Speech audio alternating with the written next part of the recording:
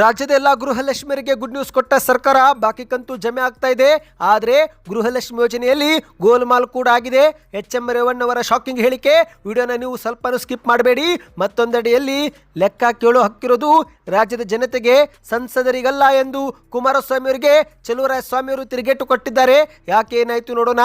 ಮತ್ತೊಂದೆಡೆಯಲ್ಲಿ ಬಜೆಟ್ನಲ್ಲಿ ಮುಖ್ಯಮಂತ್ರಿಯವರು ಸಾಲ ಮಾಡಿದ್ದಾರೆ, ಸಾಲ ರಾಮಯ್ಯ ಎಂದು ಟೀಕೆ ಮಾಡಿದಂಥ ಬಿಜೆಪಿಯವರಿಗೆ ಶಿವಲಿಂಗೇಗೌಡ ಅವರು ತಿರುಗೇಟು ಕೊಟ್ಟಿದ್ದಾರೆ. ಅಭಿವೃದ್ಧಿಗಾಗಿ ಸಾಲ ಮಾಡಿದ್ದಾರೆ. ಸಿಎಂ ಸಿದ್ದರಾಮಯ್ಯನವರು ಅಭಿವೃದ್ಧಿ ರಾಮಯ್ಯ ಎಂದಿದ್ದಾರೆ. ಎಲ್ಲ ಸುದ್ದಿ ನೋಡೋಣ ಸ್ನೇಹಿತರೆ. ನಾಳೆ ಬೆಳಿಗ್ಗೆ ರೈತರ ಬ್ಯಾಂಕ್ ಖಾತೆಗೆ 2,000 ರೂಪಾಯಿ ಜಮಾ. 10 ಕೋಟಿಗೂ ಅಧಿಕ ರೈತರಿಗೆ 22ನೇ ಕಂತು ಬಿಡುಗಡೆ ಮಾಡಲು ಮುಂದಾದ ಕೇಂದ್ರ ಸರ್ಕಾರ. ಇದೇ ಮಧ್ಯೆ ಒಂದು ಶಾಕಿಂಗ್ ಸುದ್ದಿಯೂ ಕೂಡ ಬಂದಿದೆ. ಏನಿದು ಮಾಹಿತಿ? ಎಲ್ಲ ಸುದ್ದಿ ಡೀಟೇಲ್ ಆಗಿ ನೋಡೋಣ. ಅದಕ್ಕಿಂತ ಮೊದಲು ನೀವು ಸುದ್ದಿ ಸಮಯ ಯೂಟ್ಯೂಬ್ ಚಾನಲ್ಗೆ ಮೊದಲು ಬಾರಿ ಭೇಟಿ ಕೊಡುತ್ತಿದ್ರೆ ದಯವಿಟ್ಟು ಸಬ್ಸ್ಕ್ರೈಬ್ ಬಟನ್ ಕ್ಲಿಕ್ ಮಾಡಿ, ಪಕ್ಕದಲ್ಲಿ ಕಾಣಿಸೋ ಗಂಟೆ ಕೂಡ ಒತ್ತಿ. ಇದರಿಂದ ರಾಜ್ಯದ ಮುಖ್ಯವಾದ ಮಾಹಿತಿಗಳು ನಿಮಗೆ ಸಿಗುತ್ತಿರುತ್ತವೆ. ವಿಡಿಯೋಗೆ ಲೈಕ್ ಮಾಡ್ತಾ ವಿಡಿಯೋನ ಪೂರ್ತಿಯಾಗಿ ನೋಡಿ. ಬನ್ನಿ ಸ್ನೇಹಿತರೆ, ಎಲ್ಲ ಮುಖ್ಯವಾದ ಮಾಹಿತಿಗಳನ್ನು ಡೀಟೇಲ್ ಆಗಿ ನೋಡೋಣ. ನೀವು ಕೂಡ ಗೃಹಲಕ್ಷ್ಮಿ ಯೋಜನೆ ಫಲಾನುಭವಿಗಳಾಗಿದ್ದರೆ ನಿಮ್ಮ ಬ್ಯಾಂಕ್ ಖಾತೆಗೆ 26ನೇ ಕಂತು ಜಮಾವಾಯ್ತಾ?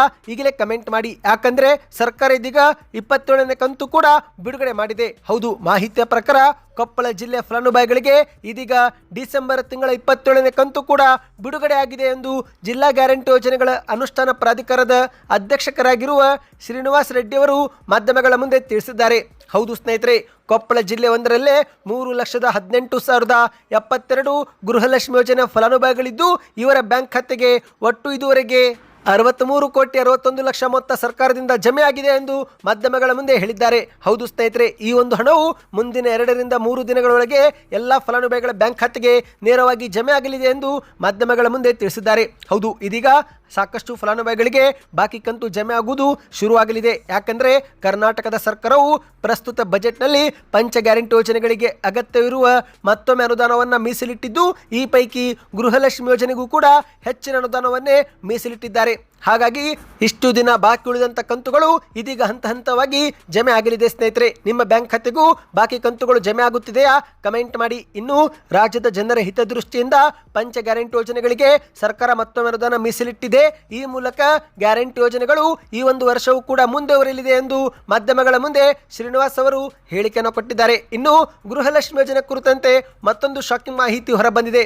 ಹೌದು ಸ್ನೇಹಿತರೆ, ಕರ್ನಾಟಕ ಸರ್ಕಾರದ ಪಂಚ ಗ್ಯಾರಂಟಿಗಳಲ್ಲಿ ಒಂದಾಗಿರುವ ಗೃಹಲಕ್ಷ್ಮಿ ಯೋಜನೆಯಲ್ಲಿ ಗೋಲ್ಮಾಲ್ ನಡೆದಿರುವುದು ಬೆಳಕಿಗೆ ಬಂದಿದೆ. ಹೌದು, ಬೀದರ ಜಿಲ್ಲೆ ಒಂದರಲ್ಲೇ 5,327 ಫಲಾನುಭವಿಗಳು ಮೃತಪಟ್ಟಿದ್ದರೂ ಕೂಡ ಅವರ ಸಾವಿನ ಮಾಹಿತಿ ವ್ಯವಸ್ಥೆಯಲ್ಲಿ ನವೀಕರಿಸಿದ ಕಾರಣ ಹಣ ಜಮೆ ಆಗುತ್ತಲೇ ಇದ್ದು, ಈಗ ಆ ಒಂದು ಹಣ 12 ಕೋಟಿ ದಾಟಿ ಹೋಗಿದೆ. ಹೌದು ಸ್ನೇಹಿತರೆ, ಪ್ರತಿ ತಿಂಗಳು 2,000 ರೂಪಾಯಿ ಅಂತೆ ಇಲ್ಲಿವರೆಗೆ ಹಣವನ್ನು ಪಡೆದುಕೊಂಡಿದ್ದು, ಈಗ ಆ ಒಂದು ಮೊತ್ತ 12 ಕೋಟಿ ದಾಟಿ ಹೋಗಿದೆ ಎಂದು ಹೇಳಲಾಗ್ತಾ ಇದೆ. ಇನ್ನು ಈ ಒಂದು ವಿಷಯ ಬೆಳಕಿಗೆ ಬರುತ್ತಿದ್ದಂತೆ ಎಚ್ಚೆತ್ತುಕೊಂಡಂತ ಅಧಿಕಾರಿಗಳು ಕೂಡಲೇ ಜಮೆ ಆದಂಥ ಕೋಟ್ಯಾಂತರ ರೂಪಾಯಿ ಹಣವನ್ನು ಮರುಪಡೆಯಲು ಕ್ರಮ ತೆಗೆದುಕೊಂಡಿದ್ದಾರೆ. ಹೌದು, ಇತ್ತೀಚೆಗೆ ಎಚ್.ಎಂ. ರೇವಣ್ಣವರು ಕೂಡ ಈ ಬಗ್ಗೆ ಮಾಧ್ಯಮಗಳ ಮುಂದೆ ತಿಳಿಸಿದ್ದಾರೆ.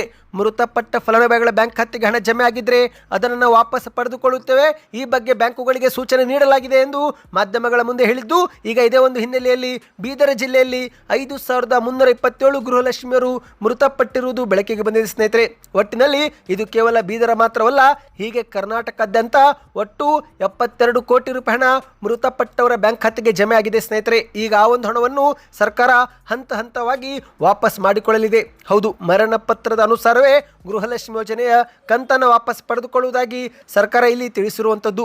ಬನ್ನಿ ಇದೀಗ ಮತ್ತೊಂದು ಮಾಹಿತಿಗೆ ಹೋಗೋಣ. ದಯವಿಟ್ಟು ವಿಡಿಯೋನ ಸ್ವಲ್ಪನೂ ಸ್ಕಿಪ್ ಮಾಡಬೇಡಿ, ಪೂರ್ತಿಯಾಗಿ ನೋಡಿ. ಇದೀಗ ಲೆಕ್ಕ ಕೇಳೋ ಹಕ್ಕಿರೋದು ರಾಜ್ಯದ ಜನತೆಗೆ, ಸಂಸದರಿಗಲ್ಲ ಎಂದು ಚಲುವರಾಯಸ್ವಾಮಿ ಅವರು ಕುಮಾರಸ್ವಾಮಿ ಅವರಿಗೆ ತಿರುಗೇಟು ಕೊಟ್ಟಿದ್ದಾರೆ.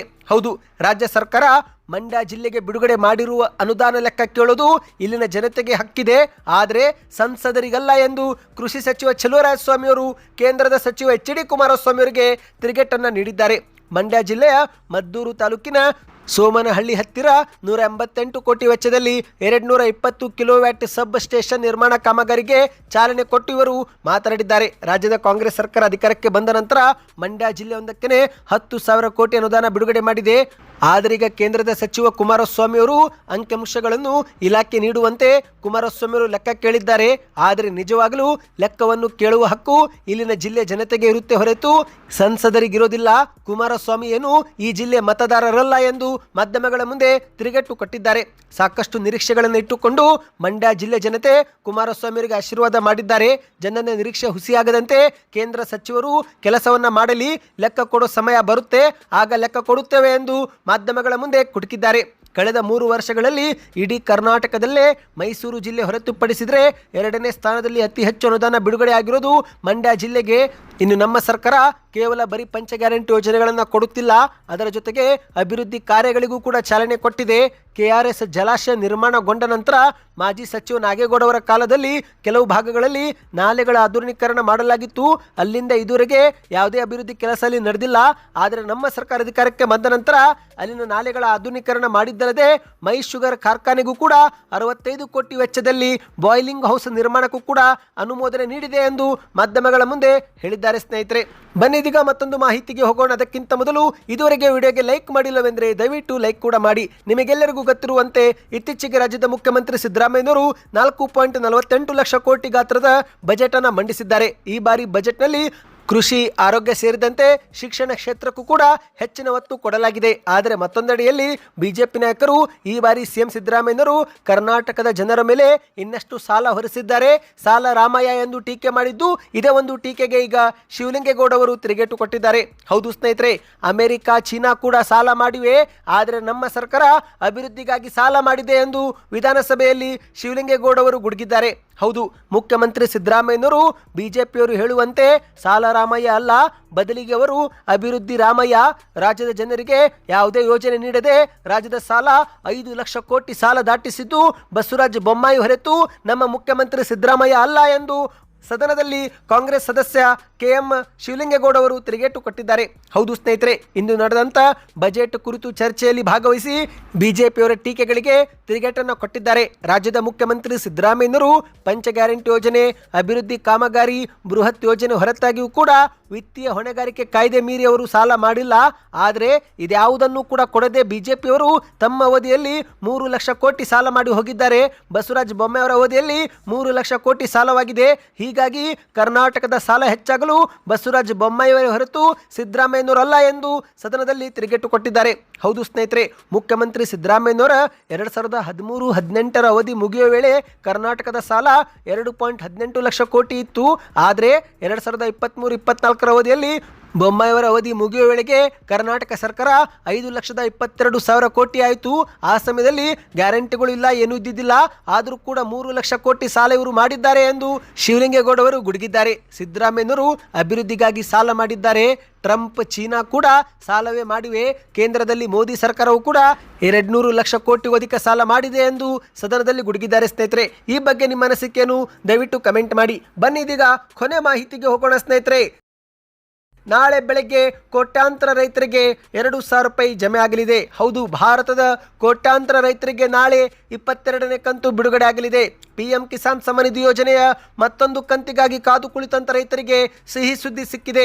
ಹೌದು, ಮಾರ್ಚ್ 13ರಂದು ಮತ್ತೊಂದು 2,000 ರೂಪಾಯಿಯ ಕಂತು ರೈತರ ಬ್ಯಾಂಕ್ ಖಾತೆಗೆ ನೇರವಾಗಿ ಜಮೆ ಆಗಲಿದೆ. ಪ್ರಧಾನಿ ನರೇಂದ್ರ ಮೋದಿ ಅವರು ನಾಳೆ ಅಸ್ಸಾಂ ರಾಜ್ಯದ ಗುವಾಹಟಿಯಲ್ಲಿ ಈ ಒಂದು ಕಂತನ್ನ ಬಿಡುಗಡೆ ಮಾಡಲಿದ್ದಾರೆ. ಒಂದು ಬಟನ್ ಒತ್ತುವ ಮೂಲಕ ಕೋಟ್ಯಾಂತರ ರೈತರ ಬ್ಯಾಂಕ್ ಖಾತೆಗೆ ತಲಾ 2,000 ರೂಪಾಯಿ ಜಮೆ ಆಗಲಿದೆ.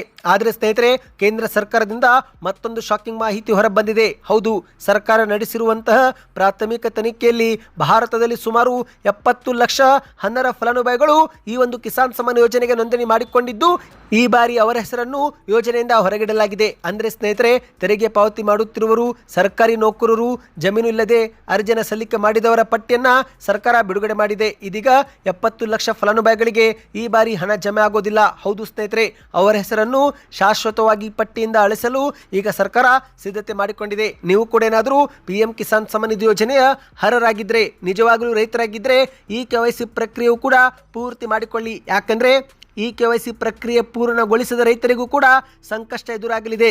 ಪದೇ ಪದೇ ಸೂಚನೆ ನೀಡಿದರೂ ಕೂಡ ಎಷ್ಟೋ ರೈತರು ಈ KYC ಮಾಡಿಕೊಂಡಿಲ್ಲ. ಈ ಮೂಲಕ ಲಕ್ಷಾಂತರ ರೈತರ ಹೆಸರನ್ನು ಕೂಡ ಪಟ್ಟಿಯಿಂದ ಡಿಲೀಟ್ ಮಾಡಲು ಕೇಂದ್ರ ಸರ್ಕಾರ ಮುಂದಾಗಿದೆ ಸ್ನೇಹಿತರೆ. ಈಗಾಗಲೇ ನಾವು ಮನೆಯಲ್ಲಿ ಕುಳಿತು ಯಾವ ರೀತಿ ಈ KYC ಮಾಡಬೇಕು ಎಂಬ ವಿಡಿಯೋ ಮಾಡಿಕೊಂಡು ಬಂದಿದ್ದೇವೆ ಸ್ನೇಹಿತರೆ. ಆ ಒಂದು ವಿಡಿಯೋ ಮತ್ತೊಮ್ಮೆ ಬೇಕಂದ್ರೆ ಈ KYC ವಿಡಿಯೋ ಎಂದು ಕಮೆಂಟ್ ಮಾಡಿ. ಮಾಹಿತಿಗಳು ಇಷ್ಟವಾಗಿದ್ದರೆ ಚಾನಲ್ಗೆ ಸಬ್ಸ್ಕ್ರೈಬ್ ಮಾಡ್ತಾ ನಿಮ್ಮ ಅನಿಸಿಕೆಗಳನ್ನು ಕಮೆಂಟ್ ಮಾಡಿ ತಿಳಿಸಿ.